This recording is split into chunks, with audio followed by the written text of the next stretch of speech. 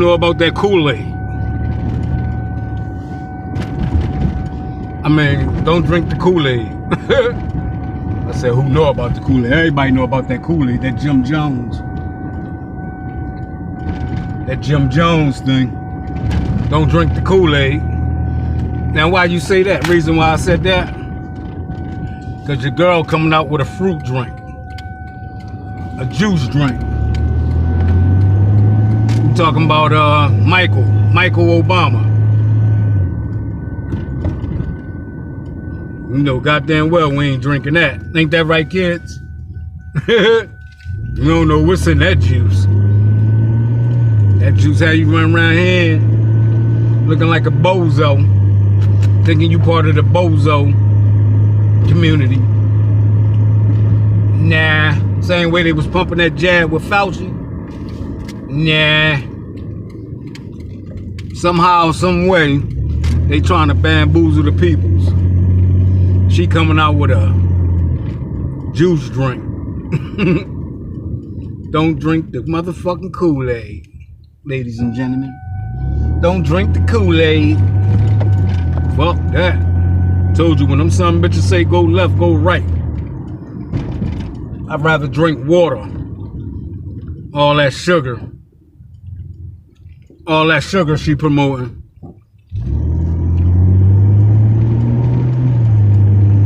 Let's get into it.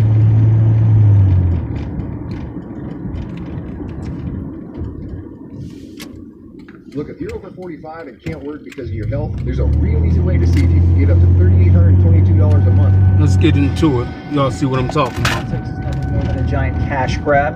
And over the last few years, no one's been better at that than the Obamas. They've been killing it since leaving office. Just take a look at how their net worth jumped. Ready? When Barry was running for president back in 2008, the Obamas were only worth a few mil. Not chump change, but they weren't living large.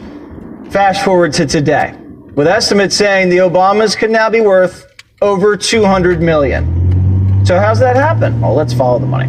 Back in 2017, the Obamas took in $65 million to write their memoirs, or as Gutfeld would say, memoirs. A year later, they signed a deal with Netflix worth up to $50 million to produce boring documentaries. And then Michelle and Barry weren't about to leave some podcast money on the table, $25 million to listen and talk a little bit more. Now, we used to think the money-grubbing Clintons uncouthly cashed in after leaving the White House, but the Obamas have left them in the dust. The Obamas are on pace to be billionaires. So that's why we weren't surprised when we heard about the Obamas' latest venture, teaming up with Big Juice. Michelle, the business tycoon, has just announced that she's launching a fruit juice brand aimed at kids called Plezzy. I learned the hard way that a lot of those products that were being marketed as healthy weren't actually healthy. And that made me furious. Look, all I wanted were good products, good information, good partners who didn't just see my kids as profit generators for their bottom lines. We can make products that are tasty and healthy and good for the bottom line. And I'm putting some skin in the game. Obviously, it's part of Michelle's power play. We looked at the Obama body language. Come on, we know Michelle wears the pants. She's always been smarter than Barry, and now it's her time to shine, as she told Oprah. So Michelle's sold out to Big Juice, and she's slinging unhealthy drinks for kids. Whatever happened to Let's Move? She's pushing fruit juice down their throats after she took the meat out of their school lunches. I do bring lunch every day. You do? Why? Because I hate the school lunches. I don't really like the old school lunch food that much. I have tried a lot of their things, and I hate them all. It tasted like it was like a giant plastic hot dog. Can you describe their meat? Chewy, taste bad. But Michelle needed to make bank. Move over, crooked. There's a new boss in town. And you know this is about the money, because if it wasn't about the money, she'd just tell the kids to drink water. But that doesn't bring in the big bucks. So she teamed up with fruit juice, and the entire industry, it's a giant sugar-filled scam. Think about this. A Krispy Kreme donut has 10 grams of sugar, while an 8-ounce glass of orange juice has 22 grams, more than double. Right. We're injecting our kids with sugar each morning and then wondering why they waddle to school. Just look at the label of Michelle's new juice and tell me if any of this sounds good. Citric acid, sorbic acid, sodium citrate, magnesium citrate. You know what drink tastes really refreshing and doesn't have any of that? Oh yeah, water. But water doesn't make you richer than your husband. But don't worry, at least someone's signing off on the nutritional value of Michelle's new drink. Tufts University. Wait a second. The same university who gave us that food pyramid. You know, the one that said Frosted Flakes is healthier than a steak? So don't worry, America. We're in good hands. Kaylee Means is a Coca-Cola whistleblower, and he joins me now. So, Callie, the fruit juice business, what's Michelle thinking? Jesse, I just have to say, as a new parent myself, I am sick to my stomach watching this. You know, we don't recommend kids should smoke safer cigarettes, but what sugary drinks is doing is far worse, and we should not be recommending safe sugary drinks. We should be speaking very, very clearly. There's 2 points here I want to call out, Jesse, that's very important. One is she's working with a private equity company that it specializes in junk food driven by celebrity partnerships. They actually do, for instance, The Rock's energy drink that's loaded with sugar, and they went to her and their pitch was very simple. You're going to be a billionaire like The Rock if we follow a tried and true business strategy, which is to get kids hooked early on sugary drinks. The second thing, Jesse, is you've been bravely calling out on the food compass and these rig studies. The website of this product is littered with rig studies actually saying, you can't even believe this, but actually saying that sugar is an important part of a child's diet. As a parent, I am begging Michelle Obama, you know, this might not fund the new house in Martha's Vineyard, but please, for the sake of children, speak clearly. Kids should not be eating sugar and not be drinking sugar. I have a juice insider who I spoke to just an hour ago, and the stuff he tells you about what goes into this stuff is going to blow your mind. I'm going to have some of that tomorrow, but just so the audience can understand, this is just sugar water that's going to make Michelle a billionaire. Right. It's tried and true. It's an addictive substance. And what is so tragic about this, Jesse, is she has the opportunity available to her to go on a microphone and say kids shouldn't eat sugar. When Dr. Fauci told us to take the vaccine, we took the vaccine. Most people. When they said that we shouldn't smoke. Most idiots did anyway. Not everybody don't listen to what they got going on, y'all. Urgent crisis where 30% of kids have prediabetes. No, goddamn well we ain't drinking no motherfucking Michelle Obama juice.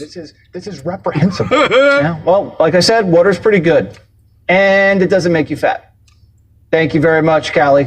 Always a pleasure. Thank you, Jesse. And we will have that insider report on the juice industry. Don't drink the Kool-Aid. Yeah.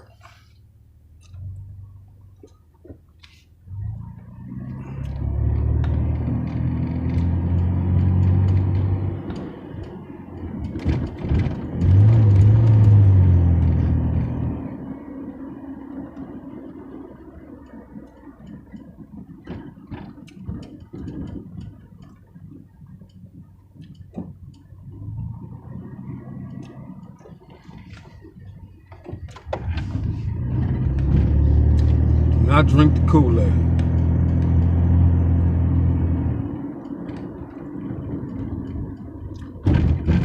Yeah.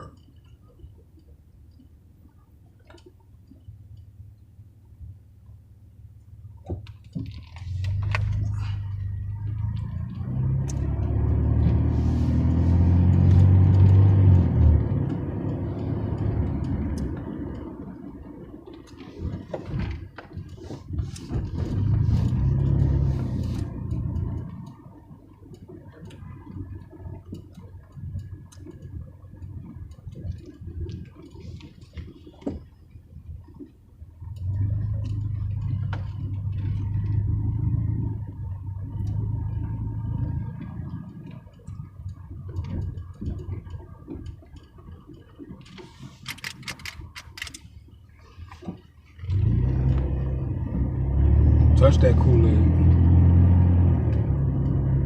You'll be a fool. You'll be a fool you deal with them Democrats got going on. Them Democrats here to take y'all out. Some way, somehow. They're trying to take y'all out, man. Hell with that. You heard?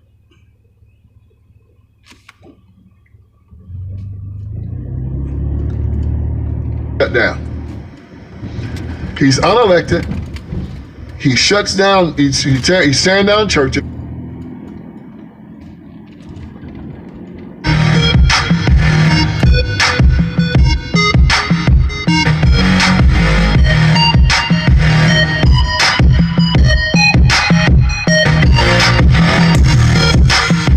Today, on the Vince Everett Ellison Show, we're going to talk about some of the topics of the day. We're going to talk about Sarah McBride. We're going to talk about Doge.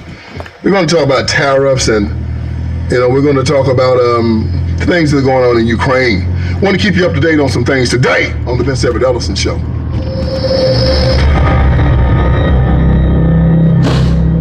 All right, let's get this thing started. Man, the Democratic Party's got to be the stupidest people in the world. I mean, the nerve of these Democrats. Nerve of these Democrats. I mean, we ain't got a shellacking in that last election. Just got the hell beat out of them. And they try to say, well, it wasn't that bad. It wasn't that bad. Yeah, it was bad. It was bad. And one of the issues that really got them beat down was the whole transgender issue. Because most people just came to the conclusion that they were trying to press this thing on their children. They were trying to normalize it in society. I mean, they putting, men that say they men in women prisons, letting men play in women's sports, all of that. So they get the hell beat out of them. Instead of them saying, well, look, man, we got to rethink this now. This transgender thing ain't working for us too hard. Oh, no, no, no, no, no. These ignorant jokers, they double down on it. So I'm watching the news, minding my own business like I usually do. And I look on TV, and it's got this little transgender dude by the name of Sarah, called himself Sarah McBride. He's dead named himself, so I don't know what his real name was, the name his mama gave him on his birth certificate. But Sarah McBride is in Congress now, and he's from, of course, the state of Delaware. Now, something's wrong with Delaware. We need to go up there and we need to take some holy oil and pray and march around the perimeter of the state. It ain't that big. It's the smallest state in the United States. Well, second smallest. Rhode Island is the smallest. I think Delaware is the second smallest state in the United States of America. It's got to be something wrong in Delaware because they elected Joe Biden for 50 straight years, okay? So what does Delaware do? I think they have one congressman. I think it's one in Delaware. And who do they elect? Man in a dress. Something about the Democratic Party, I want to tell y'all something. If you want yourself a successful and long-lasting, victorious job in politics, if you want to get elected as a Democrat, put on a dress. Be a man in a dress. Facts. Them suckers just happen to love men in dresses.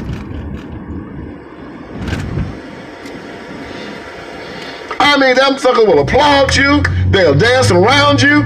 They'll make you a superstar if you happen to be like Tyler Perry and play Medea. Walk around man in a dress. Martin Lawrence, Big Mama's house. Walk around in a man in a dress. Eddie Murphy and the Clumps. Walk around like a man in a dress. And then run for office. Democrats will put $100 trillion behind you.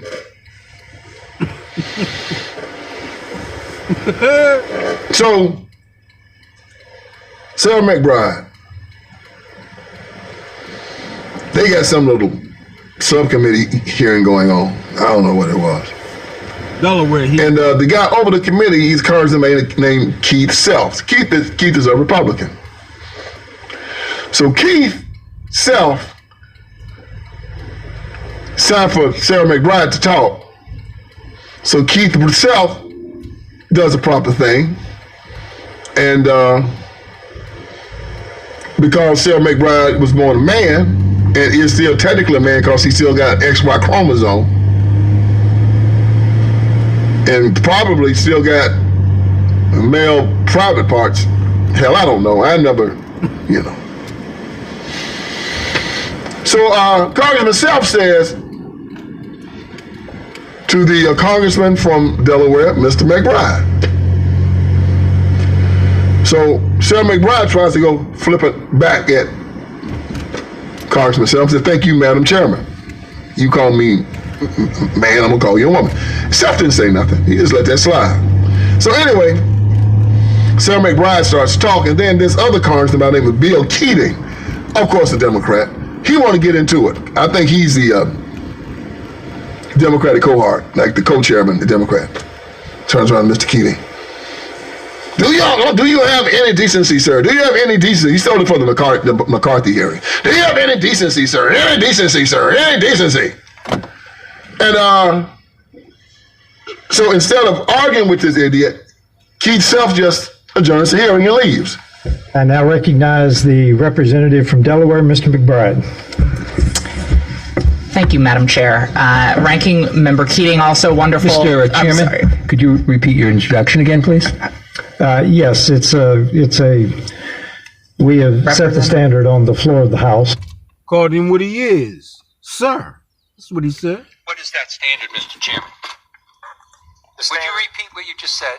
You introduced a duly elected representative from the United States of America. Please. I will. The representative from Delaware, Mr. McBride. That's what he is, Mr. Chairman, you are out of order. Mr. Chairman, have you no decency? I mean, I've come to know you a little bit, but this is not decent. We will continue this. You will not continue it with me unless you introduce a duly elected representative the right way. We trying to force this hearing is adjourned. to call him a goddamn bitch. Now, the Democrats, instead of jumping on Keith Self's side or just be quiet about it and let him and Sarah McBride have it, this guy decides to come to Sarah McBride's defense to show you what the Democratic Party is. Bunch of perverts, right? Right. Well, the Republicans got control of the House right now. I got a way to put a stop to all of this. All of it. You know what you do? Right now, there's a rule in the House. You can't come into the House of Representatives with a hat on your head. I remember when Bobby Rush, former Black Panther, poverty panther, rabble rouser, used to be a Black Panther. When Trayvon Martin got killed, Bobby Rush was doing something. He was doing a salute to Trayvon Martin. You know, Trayvon had the hoodie on when he got killed that night. So Bobby Rush was talking. Then at the end of his speech, he put a hoodie on his head as a salute to Trayvon Martin. They grabbed Bobby Rush's old behind and escorted him out of the house just because he put a hoodie on his head. Well, even Omar, a Muslim woman, because they wear the Haji all the time, had to come into the house to speak. And it was part of her religious tradition. They had to pass a new rule in the house so she could wear it. Because you couldn't come into the House of Representatives with your head covered. You have to wear a tie when you come in and a jacket when you come to the House of Representatives. Now you tell me why they can't codify that to say, if you're a man, you got to wear man's clothes. And if you're a woman, you got to wear women's clothes. That's the most high law. They'll take care of all that. Man walking in there with a dress on. LeBron James. After a while, what? Can you walk in there? Because I think that you're Charles Barkley. With a gorilla suit on? The list goes on with them. I think I'm a kangaroo. Can I walk in with a kangaroo suit on? Weirdos. Bozos. No, man, this is a harbinger. You got to put a stop to this. And you got to also say that, you know, you don't have a right to make these congressmen lie. Can't make a man call you a ma'am and you a sir. Right. Tried to force the man to call you a bitch. Can't make a guy call you sir and you a ma'am. You're out of line. No, he ain't out of line. God damn it, you out of line at that point. Also, you will be for defending that fuck shit. By the gender or by the natural sex of your birth. If you were born a man, they're going to call you sir or mister. That's right. If you were born a woman, they're going to call you ma'am. That's right. Or miss. That's right. Facts. If not, Congress is going to turn into a ball of confusion, just like the rest of the world. And you got to put a stop to it because Democrats ain't got no stopping sense. They're crazy. I'm telling you what they're going to do now is a harbinger, y'all. They are going to press this, and they're going to press it, and they're going to press it. And if they ever get power again, you're not going to be able to stop it. So everywhere in America where they got a transgender in power, that transgender is a freaking Democrat. We got one here in the state of Virginia. I think it's in the Senate. I don't know what her name is. All I know, she looked like a man in a dress. And I think that part of the LGBTQ community, the moot community. That's what they fight for, their rights and the illegal migrants' rights. They don't give a damn about the American people, especially niggas. And I think sell y'all anything. All them black faces that been in the house for all these goddamn years and ain't nothing changed, goddamn it. That mean they are the problem. He got mad because he was called sir or Mr. or something. They the problem. Them niggas that's in the house. Ladies and gentlemen, we are niggas don't fight for shit. Supporting niggas a sick fight society for right fuck now. shit. Illegal migrants and and the very fact that we have to sit here and watch this putting the American people last. in our halls of Fuck government. them and putting And nobody's transgenders sitting first around like on a that percent pedestal, clothes with to tell like the the truth. Baphomet. The Baphomet got That titties, is yo. a man in a dress. You always throw up that one finger with And a this dress man on. needs prayer. The Baphomet. That's what they worship. And he needs counseling. Luciferian worshipers. He doesn't need to be elected to You office. see, they all come up there with that same fuck And the fact shit that the line. Democratic Party's gotten so We know their sick, play. The playbook is and the black exposed. people have That become shit are trash. still so That controlled playbook by is this trash. party that they would vote for these people. And most black people will vote for them. What did the old white Democrat tell me? You get an N-word to drink. Poison. If you give it to them for free. And Nancy Pelosi said, you can get black people in these minority districts to vote for this glass of water if you put a D on it. I have found both those things to be true. Nancy Pelosi said that. Said it in front of the cameras with everybody That watching was her. racist. That's how they play. That's how they want to play. That was racist. This glass of water, you put a D on it. That's how much disrespect she has for you black Democrats. Exactly. She knows that you have no scruples. She knows you have no education. She knows you're ignorant. And she knows you'll vote for a D. For anybody. A transgender, an atheist. Let me tell y'all something. Yeah. If a joker is running in a majority black district, most black people don't care if he's a criminal, dope addict, pedophile, liar, pervert, rogue, thief. They don't care what he is. As long as he got that D beside his name, they're going to vote for him. And that is a shame. And when you got people in government that disrespect you so much to say that out in public, and you still do it, it shows that you are exactly who they say you are. And it's a crying shame. You can't reach such people. You can't talk to them. You can't reason with them.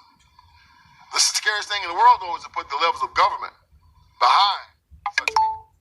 Let them control a $7 trillion budget and nuclear weapons. Who lives and who dies. Since we see that the Democrats have a penchant to do such things, they should never get power again in this country. Never. Don't know the difference between a man and a woman?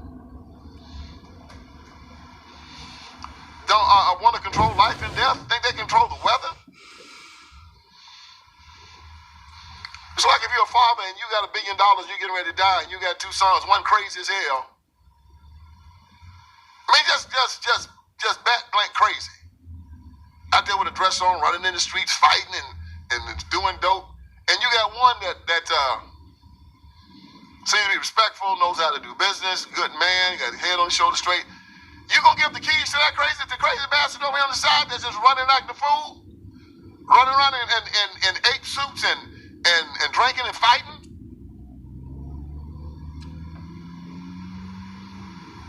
That's what America does almost every 4 years.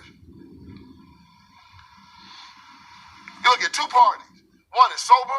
One is saying, let's get the budget in line. Let's get things in order. Let's pay our bills. Let's give more power back to the people. And you got another one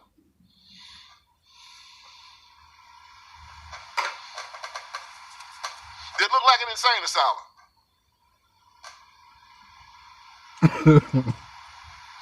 Look like a ward in a penitentiary. Look like a cell block.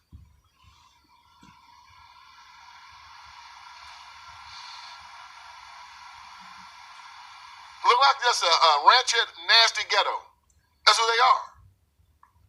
And America decides to give the keys of the most powerful country in the world to that bunch of miscreants. And then when things go bad, like they did go over the last 3 years, you're going to be, I don't know what else. Hell, you gave it to a bunch of crazy folks. Bunch of lunatics. And then, Big Mike and Gavin Newsom decided to start a podcast. They want to come here in the manosphere and see if they can handle themselves. Well, it has been a cluster so far. Gavin Newsom got everybody in the Democratic Party mad at him because he has the temerity to try to talk to conservatives. And Big Mike, it just ain't no helping her. The more you see her, the less you like her. I mean, she's hard to look at anyway. I saw one where she had all these, what the hell it was on her head. But if the white folks had tried to make her do that, she would have said racism. You know, if white folks had made Michelle Obama fix her hair like that, every black person in the world would have got mad and said, look, they try to make her look like a jigaboo. Instead, she voluntarily looks like a jigaboo. Oh, bullshit. And Democrats say, that's all right.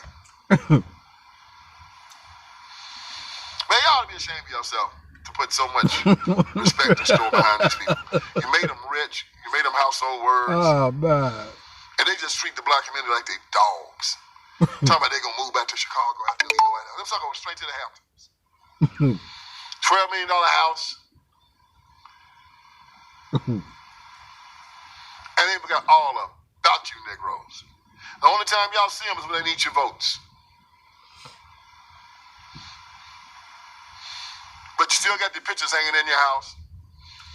Still, most of you think Obama's bad. If he ran again, you probably all vote for him again. 99% of the black vote would probably go to him. Well, I hope not.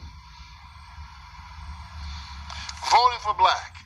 Didn't care what he stood for. Why you voting for Obama? He black. But if a white man says he's voting for a candidate because he's white, oh, he a racist. Right. Right. See how that works? The racism double standard, y'all. What white people saw in the South, they're being racist and being ignorant, was keeping them socially and economically behind the rest of the world. Facts. Education system was trash. The economy was trash. The social structure was trash. They made movies about how barbaric and archaic the South was. Poor whites and poor blacks run around barefoot, teeth rotting out. Children had worms, malnutrition, and they had a few rich white folks on the top. Little rascals. The same system is working in black America now. Race. And when the conservative whites down south let the race issue go, the South started flourishing. It's a weight around your psyche, around your soul. And God is not going to bless you as long as you live in that world. He's not going to do it. So black people are still captivated by race. Still, the only people in America where race is everything. Asians don't care much about it. Jews don't care much about it. White people try to stay away from it. People of Indian descent try to stay away from it. Oh, but when it comes down to black folks, race is everything. And we're exactly where our white counterparts were 100 years ago. At the bottom of every socioeconomic statistic in America and in the industrialized world, because we are still too concentrated on race. And you cannot go forward being concerned about things such as that. Facts. God will not bless you as long as you're concerned about things like that. Looking behind you all the time and not looking forward. This is why your rear view mirror is so small, but your front windshield is so large. You look forward. That's right. Much more than you're supposed to look back. Black folks look nothing but backward. And they can't go forward. I mean, everything you read about black America still talking about slavery. Slavery was over 1865. That was 160 years ago. And we're talking about the effects and trauma of something we never even had to endure. It's ridiculous. The trauma of slavery. Were you a slave? Well, no. Well, how can you have trauma from slavery and you were never a slave?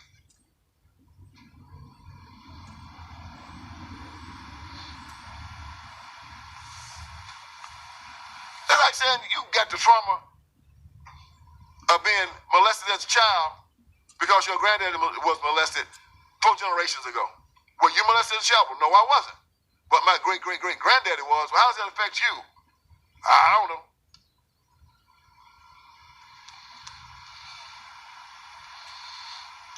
And they give you this crutch to lean on. Gavin Newsom, Michelle Obama are good at giving black folks those crutches. It ain't your fault. It's the white man. I've known that white man feel so powerful to understand that they can hold a big. You stand back there and let me take care of you. So Michelle Obama comes out with her podcast to tell black women to leave their husbands, abort their children, become lesbians.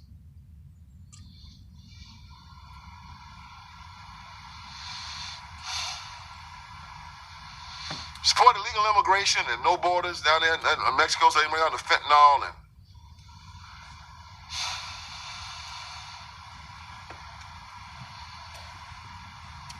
shame before God. So if anybody out there watch Big Mike's podcast, don't drink the juice. You have my sympathy. Because if you spend an hour looking at that woman, you probably got brain damage. Looking and listening to her. Because I haven't watched it. I've just seen the reviews on it, and they say it was a cluster. But I've seen pictures of her on it, and that's all I needed to see. I can't watch that, man. I mean, if you want it... I can't watch that, man. To get some secrets out of it. I didn't think it was any torture that could make me talk myself having to watch the show for an hour. If you made me watch that for an hour, I'd probably give it up in about 10 minutes. So let's talk about Ukraine now. Yo, what about that juice? What about that juice she got?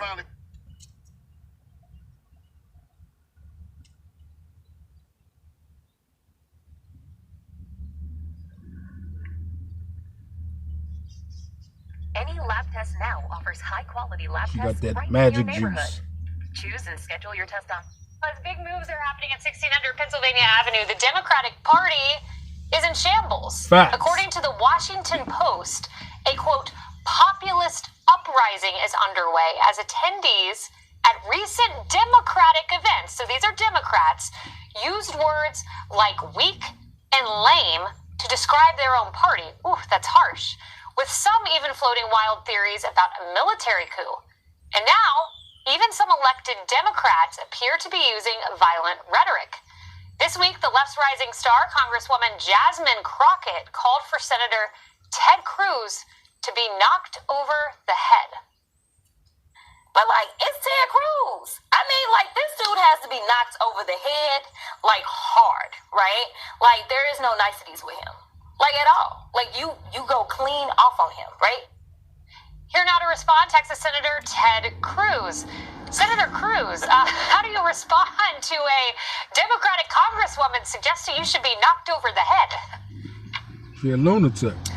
Look, I don't know her. She's a congresswoman from Dallas. I've never met her. As far as I can tell, she's never done anything in the House of Representatives other than scream obscenities. But I'll say it's sad. It's really sad that this is where the Democrat Party is. You know, you were talking a minute ago in your last segment about how the Democrat Party, they're floundering. They don't stand for anything other than rage and hatred. They hate Donald Trump. They hate Elon Musk. They're now the party of violence. She's happily calling for violence.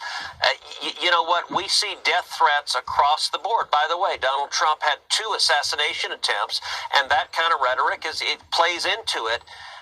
You know, it is unfortunate to see the rage we're seeing right now, domestic terrorism. directed at Tesla dealerships with radical leftists coming in with Molotov cocktails, bombs. We had bombs in an Austin Tesla dealership, firing guns. Somebody's going to get killed. And at some point, the Democrat Party needs to stop being out of their minds. Grow the fuck up. When I was first elected 13 years ago to the Senate, there was such a thing as moderate Democrats. They're not anymore. They now just are the party of rage and hatred and extremism, and that's an unfortunate thing for our country. It was the same motherfuckers that wearing up in January 6th. I'm hoping you can straighten something out Funded for me, because by I have George so many Soros Democrats who say and to me, Alex Soros. look, there's all this rage at Republican town halls. That was the talking point, the viral talking point. But then, I read the Washington Post, and Democratic voters are calling their own party lame. I've seen sound bites of people screaming down Democratic members like Glenn Ivey.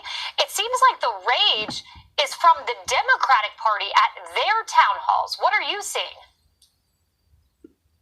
Well, listen, I think the, quote, rage at Republican town halls was entirely astroturf. We saw the left paying and hiring left-wing activists to show up at town halls. George Soros, there's a whole apparatus where they fund. I'll tell you something, Kaylee. So last year, for about 7 months, I had every Saturday morning at 7 a.m. pro-Hamas protesters in front of my house. They would show up at 7 a.m. They would scream at the top of their lungs. They would bang bells. They would scream curse words. They'd drop F-bombs. They'd wake up the small children who live in the houses nearby me. And what was interesting is they would show up at 7 a.m. and they'd leave at 8. It was clearly paid for. They were being paid. As far as I could tell, these protesters were not Palestinian. They were just leftists who were getting a paycheck. 7 a.m. they were there. 8 o'clock, 8:01 they were gone. And it went for about 7 months. And then it disappeared. They've never come back. And it was clear, whoever was writing the paycheck, at some point they decided, all right, we've harassed my family long enough. Let's go harass someone else. It was entirely fake. It was paid for. And so when I look at these town halls, I think the people showing up are leftists who are getting a paycheck, who are trying to create. The same one who funded January 6th, ladies and media gentlemen. is more than happy to be complicit. I told you some of Donald Trump supporters got caught up in that wave. But George Soros and Alex Soros funded that January 6th. Trust me. In illegal immigration, we're thrilled the president is standing up to our enemies. We're thrilled that the war on Texas energy and American oil and gas has ended. We're thrilled. I got to tell you, in my whole life, I've never seen a president hit the ground running the way Donald Trump has, and it is extraordinary. And what I'm hearing from Texans is a lot of gratitude. Last week on my podcast, Verdict with Ted Cruz, I interviewed Elon Musk. I did an hour-long one-on-one interview, and one of the things I conveyed to him is I said, Elon, before I did this interview, I tweeted out, hey, if you could have a beer with Elon, what would you say to him? The most frequent comment I had, and I passed this on to Elon, was Texans and Americans saying, thank you. Thank you for enduring the vilification, the demonization. Thank you for standing up and fighting alongside President Trump to save this country. That's what I'm hearing. I only have a few moments, Senator Cruz, but I do want to ask you about a cryptocurrency bill you have passed the Senate. It should be going to President Trump's desk, and it's rolling back the abusive regulations of President Biden. Is that right? That's exactly right. The Biden administration, in the closing days of the administration, put in place an IRS rule attacking cryptocurrency, attacking decentralized finance, and treating those engaged in decentralized finance as broker-dealers. It would have put an enormous amount of people in the crypto world out of business. It was wrong, so I introduced a resolution to repeal it. We brought it up for a vote on the floor of the Senate, and we got a massive bipartisan vote. We got about 70 votes for repealing that rule. It is the single largest vote in history for a repeal of a regulation. And listen, one of the big issues in this last election was Bitcoin and crypto. I am the leading defender of Bitcoin and the leading defender of crypto in the United States Senate, and the left hates Bitcoin and crypto. Elizabeth Warren hates Bitcoin and crypto for the same reason communist China does, because government can't control it. And with that being said, we already know, y'all. Jasmine Crockett is here to cause mass confusion. being funded by George Soros or Alex Soros.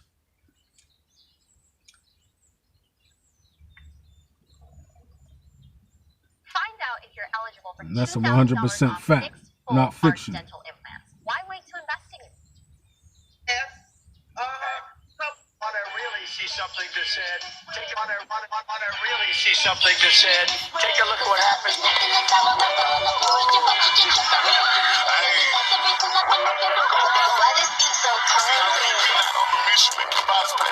We will make America proud again. We try to. We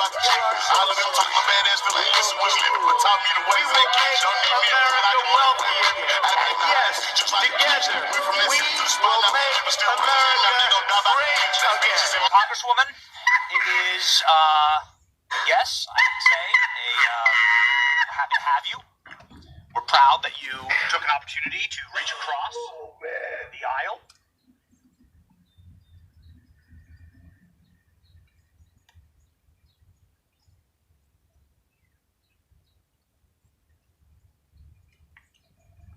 To put fear into people that are trying. Now, have you guys ever noticed how the media can take a single sentence, they rip it out of context, and then they twist it into some headline scandal? Well, yeah, that is what we're talking about today, this complete outrage machine that they've manufactured. So I want to break down yet another case of this flat out media manipulation. I mean, these guys are the masters of deception, just disguised as journalists. But we have it again. So this time, it's Michael Steele going completely off the rails, twisting a comment from Howard Lutnick into something it definitely isn't. They're actually trying to sell you a lie, but of course you know your girl has the receipts. So let's roll the clip, we'll break it down, and then expose the truth that they didn't want you to see. What is his net worth again? A lot of money. Let's go. So your mama would call you, and guess what you would do? You'd write her a check. But what about the mother who doesn't have someone that they can call to put money in that bank account for a month? You insensitive lug. How dare you? $2 and $4 billion. $4 billion. Yeah, your mama's not going to worry because if you're any kind of a decent son, you're going to cover that. Hold on, y'all. Others out there who don't have that. These Democrats is crazy. Hold on, I got something else for you. Another Democrat loses his fucking mind.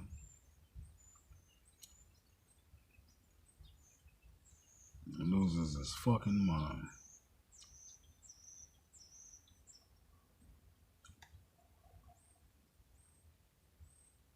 It's getting ridiculous, y'all. Like real talk.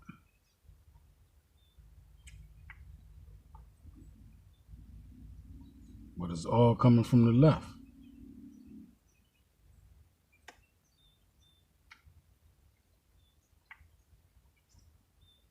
They are ignoring Jasmine Crockett, who has now been charged with assault. Yeah, can't make it up, and this one isn't against Ted Cruz, although you'd think, right? Because she's all over going after Ted Cruz. I think that you punch. Sexy ass Trish. I think you're okay with you okay with punching. You know, I think With your fine ass up. and I think towards the end he Trish started fine to as punch a little hell, harder. y'all. But like it's Ted Cruz. I mean, like this dude has to be knocked over the head like hard, right? Like there is no niceties with him. Like at all. Like you go clean off on him, right? Wrong. No, Jasmine. You don't. She's said similar things, by the way, about one Elon Musk, and she may have some real trouble on her hands because Pam is all over that. We're going to get to that in a second. But first, you know what? I want to show you what went down on Capitol Hill just yesterday. This is why charges are being filed against one Jasmine Crockett because she started to attack the reporter and like grabbed his camera. Green fine at too. her. Let's take a peek. Senator Green. Hello, Congresswoman. Congresswoman Green, nice too. Well, that sounds like fun. Wait, Congresswoman Crockett. Congresswoman Crockett, you were recently on a Tesla takedown call calling for violence on the 29th. Would you like to clarify your comments? As you can Congressman, will you condone violence at the church? Woo! Okay, so, don't mess with Jasmine. I guess she's trying to make that one clear. She's going to take you out, whether you're Ted Cruz or just some lonely little reporter asking a very important question. Right? What exactly did you mean by those Elon Musk comments? Well, now, guess what, ladies and gentlemen? We taxpayers get to pay for a police escort for Jasmine Crockett to make sure she doesn't go after any more reporters. Check this one out. Hey, Congresswoman, do you regret your earlier comments you made about Right. Greg Abbott? Shout out to Trish Logan, man. See the police guy? He's all tough. That's really to prevent Jasmine from, I guess, grabbing the camera. And this is crazy. Really, really. She said some horrible things about Governor Abbott. Started calling him Governor Hot Wheel. Yeah, that was disrespectful. Very disrespectful. But what goes around comes around, ladies and gentlemen. Might not come around, but that shit coming. Know what I mean? Hold on. I made sure that he was taken care of, even in death. That's what I've been doing. But also, not just that, I went to all of my nephew's schools. I met with their principals and their teachers to ensure that they are okay. I gave them and made sure that they had grief counseling and that they're seeing a psychiatrist. That's what I've been doing. And while you're talking about hard work, you need to realize that our job is not just in this state house with these marble floors. Our jobs are on the streets and in the communities that we serve. And so while you've been here passing bills that have been hurting transgender children, while you've been here passing bills that have been hurting the poor, hurting the marginalized, hurting the disenfranchised, while you've been here passing bills that have not ended poverty, while you've been here passing bills that have not helped people who need Medicaid expansion, while you've been here doing the hard work of making sure that our state is not the state that it can be because you have decided Representative Pearson. reality of our situation is only to be Representative Pearson. Representative Pearson. meeting with young people, going to school. A few moments later. Mr. Chairman, you have 2 ayes, 7 nays. The noes prevail. House Bill 1392 fails. 5-minute recess. Boy. Once again, we got to talk about unhinged, violent Democrats because when they don't get their way, when there are disagreements over politics, Democrats always try to get violent when democracy does not work out in their favor, right? And that's exactly what happened in this situation right here, starring State Representative Justin Pearson, a Democrat from Memphis, Tennessee, as he confronts his fellow state rep, Andrew Farmer, from Tennessee, over the fact that Pearson's gun control bill got shut down, right? It got rejected, and now he's upset. He's boo-hoo, whining, crying. He's mad, and he's trying to fight Republicans because his bill to roll back permitless carry in Tennessee got rejected by Republicans, okay? So he didn't get his way, and then he tried to fight Republicans because they didn't want to go along with his legislation, okay? So, again, another example of how the Democrats are the party of violence, chaos, destruction, and, again, they try to fight when they can't get their way. So, without further ado, let's go ahead and get into this. Fingers fly, tensions flare between 2 state legislators when a debate over firearms turned personal. We have a lot to cover tonight at 6. Thanks for being here. I'm Rory Johnston. And I'm Carrie Sharp. The confrontation happened between Representatives Justin Pearson and Andrew Farmer. Chris Davis shows us what laid up to Farmer this ain't do nothing. He just sat there. This bill is to repeal Watch my man act the fool. Debate on the bill began like most do in committee hearings. We have continued to pass legislation that has made it easier for people to have access to firearms. Representative Justin Pearson of Memphis explaining his bill that would reinstate handgun carry permits in Tennessee. You don't have to throw out responsible gun ownership in behalf of the Second Amendment. When Representative Andrew Farmer of Sevierville asked to speak, things took an unexpected turn. We've been on the House floor voting on bills. We've taken the tough questions. We've taken the tough votes. Yeah. And we're doing so. So I don't think it's fair for you to come here and lecture this committee on hard work when we've been up here doing the hard work. Thank you, Chair Farmer, for your comments. They incense me. They make me very, very angry. This was the first day Representative Pearson has been back on the Hill since the special session in January, as he grieves for the loss of his younger brother. But let me explain to you what I have been doing, Representative, since you asked. My brother, Temperance Darnell Pearson, one of the loves of my life, passed away from gun suicide on December 1st of 2024. And since that happened, it shattered my family like gun violence has shattered so many families. Representative Pearson, it seems that it's very common in your party when you disagree with a comment. Now, it's not disrespectful to you. That you resort to yelling. Basically, everything you just told me, you just did. I have a family. I've made sacrifices every year. The committee chair, Representative Clay Doggett, tried to cool things down. I know this is a very difficult time for you to be back up here. I'm sorry for all the things that you've experienced. But yeah, so I want to explain what's going on here so everybody kind of understands what's happening. Justin Pearson, the woke Democrat who is pushing this gun control bill, is basically using the suicide death of his brother to push this bill, right? He's trying to use emotion in order to get people to agree with his bill, right? Because again, this is what Democrats do when their arguments aren't very strong. They try to emotionally manipulate people into getting on board with their legislation, right? And they really like to do this when it comes to gun control, right? In this case, this Democrat is using the death of his brother to try to emotionally manipulate Republicans into getting on board with his gun control legislation. And the Republicans are like, no. And you're not going to sit here and lecture us about the hard work that we've been doing when you've been absent for 3 months straight. Now, the reason why this guy's been absent is because of the death of his brother. However, again, it's been 3 months.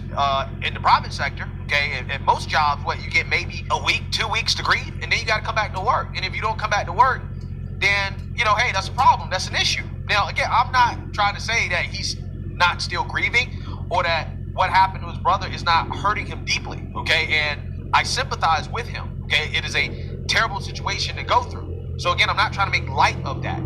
But you have been going for 3 months straight, and you really should not be lecturing Republicans about what they did while you were gone, okay? Because ultimately, your job is to be a legislator. And, I'm not sure if taking 3 months absence is something that is excusable considering the fact that you serve the people, right? And deaths, tragedies, things like this happen in people's families. And a vast majority of the time, people got to go back to work in a timely manner, right? So again, the last thing this guy should be doing is coming up into the Capitol and trying to emotionally manipulate people into getting on board with his agenda and then getting mad when people essentially call him out for being missing, right? For not doing his job. So that's what's happening here. Tempers really flared after Pearson's bill was defeated. Mr. Chairman, you have 2 ayes, 7 nays. The noes prevail. House Bill 1392 fails. It was at this point that the state video feed stays on the voting board, and we can't see what happens next. Thankfully, we have some remarkable photos from Tennessee Lookout photojournalist John Partapillo. Pearson rushed up to where the committee members sit and confronts Farmer. We see House Majority Leader William Lamberth and several House Sergeant-at-Arms holding Pearson back as Representative Farmer avoids eye contact. This video posted on X shows the aftermath. First Farmer and later Pearson leave the chamber. No, you're wrong. You're in the well today because you broke rules of decorum. Would you agree? This isn't the first time these two have clashed. Another notable exchange came in 2023 when Representative Pearson was up for expulsion after leading a protest on the House floor following the Covenant shooting. You have decided that it is not right to have debate. It is not right to listen to the voices of the minority. So, will either representative face any consequences from this incident? Right now, it's unclear. Chris Davis, News Channel 5. The question is not about whether or not either representative will face consequences, because the Republican, he didn't do anything wrong at all. The person that should face consequences is this guy, right? Because he tried to fight his colleague on the floor because his legislation got rejected. So let's watch this again. Again, this is the type of unhinged behavior that you see from Democrats when they don't get their way. Mr. Chairman, you have 2 ayes, 7 nays. The noes prevail. House Bill 1392 fails. No, sir. 5-minute recess. look at this guy. This image right here, I think, is the perfect encapsulation of the current state of our modern politics, right? Facts. Serious adults trying to solve problems, legislating right here, which is the Republican, okay? The white man, right? You got the white man right here, okay? And then you got the Democrat, who is emotional. He's trying to fight. He's trying to use violence because he can't get his way, right? Instead of actually, I don't know, being a real problem solver, being a serious legislator, a serious politician. No, this guy's a wannabe fake civil rights activist. That's what he is. That's exactly what he is. These people are nothing more than influencers. That's all they are. They're far left, woke influencers, and they're trying to go viral. This is what this dude was trying to do. He knows that people are going to pick this up, and it's going to seem like, well, he's fighting, right? He's fighting. Look at him. He's not taking it from Republicans. He's standing up to them. And this dude is just ignoring this guy, right? Again, I think this picture, it's a great representation of our modern day politics, okay? We're getting some great imagery in 2025 about the current state of things, right? Unhinged lunatics versus serious problem solvers, right? People who are actually serious about getting things done, right? Rather than trying to go viral on social media. That's all this dude is concerned about. But like I said, again, this is just another example of how Democrats react when they can't get their way.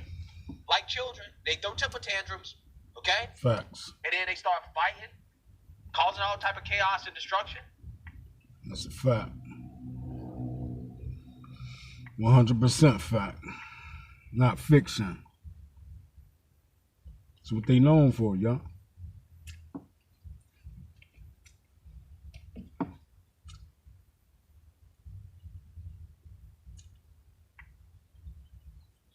Mass confusion.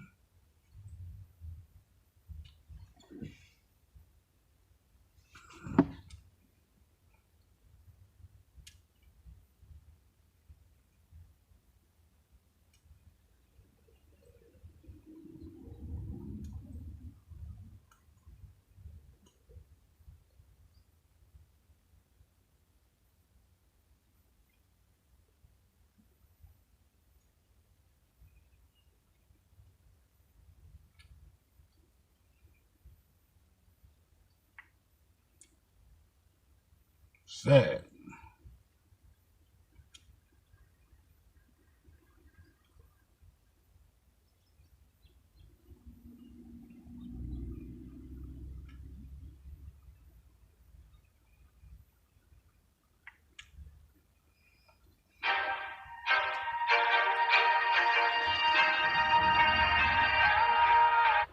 Another disaster by the Democrats. The reality is they have no vision, no policy. They have nothing to sell but hate. And Americans are not buying it. It's one reason why Texas is going to remain red and why Republicans are going to continue to win elections across the country. The bottom line is that Republican states like Texas are leading the way, and with comments like this by Democrats, we will just leave them in the dust in future elections. Okay, so the governor is saying exactly what I would expect him to say, which is to not even take the bait, but just stick to what the facts are. And the facts are Republicans are unified, and if she's going to be the person who talks on behalf of the Democratic Party, newsflash, Republicans will welcome it every single time. Now, to make my point even further, here's Scott Jennings saying just that. I don't know how the Democrats came to appoint Jasmine Crockett as the unquestioned leader of your party. But thank God. And I think what she should do is go on TV twice as much as she is right now, maybe 3 times as much. Because every time she appears and makes one of these mistakes, says something radical, it only further divides her party from the rest of the other 80% of America who can't stand this. But the problem is there's an audience for it. I heard Jimmy Kimmel's audience cheering on Tesla vandalism. I hear the Daily Show audience cheering on attacks on Elon Musk. I hear the human rights man in a wheelchair, and I realize this is what the left has become. An angry mob of people who are cheering on attacks on a guy in a wheelchair and vandalism against people who bought a Tesla. It's pathetic. It is downright pathetic, but I don't believe Democrats actually care. Now, on the Republican side, conservatives or anybody that leans right, we don't really mind the behavior. Clearly, it's a turnoff. But as far as politics is concerned and elections are concerned, we will encourage this. Now, this is actually happening, if you really care to know. It's because the party has no leadership, so they can't actually reach out to her and tell her to fall in line. She's not listening to anybody like that. Who really has the control of the Democratic Party right now? Donald Trump, the president. That's who. Anyways, here is Speaker Mike Johnson, kind of repeating the same thing that Scott Jennings just said. Take a look. Axios reported yesterday that Democrats are, quote, in their deepest hole in nearly 50 years. This is not a mystery. Everyone understands what's happening and why. In their haste to oppose President Trump and our efforts to make government more efficient, Democrats are cutting off their noses to spite their own face. Look, I've made a list of this. They're cheering the decline of an American company which employs over 100,000 workers. They refuse to celebrate the return of stranded American astronauts because SpaceX facilitated their return. Without a hint of irony, they're trading in their electric vehicles for SUVs, as was noted earlier. All right, they publicly refuse to stand for a childhood cancer survivor, victims of violent crimes during President Trump's joint address. Their message has gone from, it's more than just anti-Trump now, it's anti-American. Now, how do we know what Speaker Mike Johnson is the truth? Well, it's because progressives have this anti-American attitude. Just look at the policies that they're fighting for, right? They would rather give more attention, energy, and benefits and resources to illegal aliens than actual veterans, people who have served our country. So no, they're not fighting for working families. They're fighting for more government control, socialism, right? They're not building a brighter future. They're tearing our future down, right, in the present moment. Now, here she is getting caught in another lie because we know she tried to walk back her comments. This is from InWokeness, but the actual source is Free Beacon, where they discovered that, what was this, 4 years ago? She liked the post where someone else called the governor Hot Wheels. And this just proves our point even more. Now, you know the President of the United States is paying attention to everything that's happening, right? She's been getting so much attention. He had to respond. Here's what he said this morning about Jasmine Crockett. She lies, but she's a lowlife. And she's a very low IQ person and a lowlife. And I don't imagine the Democrats are going to have a person like that running their party. If they do, and they'll never win an election again. It would be very hard. But I can't imagine she's going to last long. And what do you think of Governor Gavin Newsom's? You know, to be smart, you do need a brain. You know, you can't get around with little quips. And I've watched. I've only heard her for the last couple of days, and I watched her make a speech, and she can't speak. And she truly is a low-level person on the very important chart of intelligence. Yeah, so he brings up actually a good point, because I believe whoever is telling Democrats to do what they're doing, you can argue is low IQ. I mean, they're starting to curse more. They're trying to look like 16-year-olds on TikTok. They think screaming is the answer, silent on this vandalism against Tesla. Yeah, I think he makes a good point there. And by the way, I don't think it's the Democrats' strength to play Donald Trump's game. There's a reason why he's the president again. He can get away with being hyperbole or calling people out or being rude, even sometimes to his own detriment. It turns people off. But it works for him. It doesn't work for Democrats. And how do you know what we're saying is true? Well, when you have people on the left actually agreeing with this assessment of Jasmine Crockett and the party, I think that tells you everything you need to know. Here's how I see it. She's new. She's young. She's trying to find her way. I think that this party is scrambling, trying to seem tough, and I'm seeing this party traffic in a lot of curse words. That's supposed to be like the new cool thing to do. I don't think that's going to be as useful. I've even heard Pete Buttigieg with a whole bunch of curse words. I don't know who gave that memo. I don't think that's very useful. I think you have to be very careful when you're talking about people with disabilities, and I don't think she was careful, and I don't know her enough to say she's not being honest. I'm going to tell you, it sounded bad. So hopefully she gets the message from Van Jones and the rest of the party, rather, but I don't believe they will, and I don't believe she will, because I don't think they care.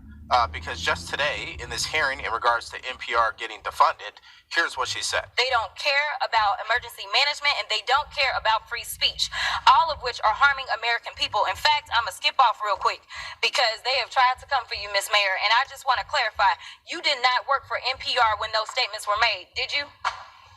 That is correct, Madam And to be clear, free speech is not about whatever it is that y'all want somebody to say. And the idea that you want to shut down everybody that is not Fox News is bullshit. We need to stop playing because that's what y'all are doing in here. You don't want to hear the opinions of anybody else. And the Constitution says Congress shall make no law respecting or establishing of religion or prohibiting the free exercise thereof or abridging the gentlewoman's time has expired. The gentlewoman's time has expired. Now, that actually segues into our next story because NPR and PBS, their CEOs were on Capitol Hill testifying in a hearing. I think the overall conclusion here is whether or not the federal government will defund those programs or those organizations. Obviously, I'm sure you guys support them doing that because we know propaganda lives rent-free over there. Now, her overall comments is not a shocker given what we've seen from her over the past week, but it just proves the point of what Van Jones was saying. Now, continuing on to this next story, the NPR CEO confirms exactly what's wrong with Democrats. Just hear the line of questioning that occurs and how she responds. Do you believe that America believes in black plunder and white democracy? I don't believe that, sir. You tweeted that in reference to a book you were reading at the time, apparently, The Case for Reparations. I don't think I've ever read that book, sir. You tweeted about it. You said you took a day off to fully read The Case for Reparations. You put that on Twitter in January of 2020. Apologies, I don't recall that I did. Okay. No doubt that your tweet there is correct, but I don't recall that. Okay. Do you believe that white people inherently feel superior to other races? I do not. You don't? You tweeted something to that effect. You said, I grew up feeling superior. Ha, how white of me. Why did you tweet that? I think I was probably reflecting on what it was to grow up in an environment where I had lots of advantages. It sounds like you're saying that white people feel superior. I don't believe that anybody feels that way, sir. I was just reflecting on my own experiences. Do you think that white people should pay reparations? I have never said that, sir. Yes, you did. You said it in January of 2020. You tweeted, yes, the North, yes, all of us, yes, America, yes, our original collective sin and unpaid debt, yes, reparations, yes, on this day. I don't believe that was a reference to fiscal reparations, sir. What kind of reparations was it a reference to? I think it was just a reference to the idea that we all owe much to the people who came before us. That's a bizarre way to frame what you tweeted. So how does this relate to everything we're talking about in this video? It's very clear. You've got Democrats who are unhinged like Jasmine Crockett. And then the leaders of these media organizations, which are supposed to be neutral and independent, clearly have a bias because of their own personal beliefs. She's clearly a progressive.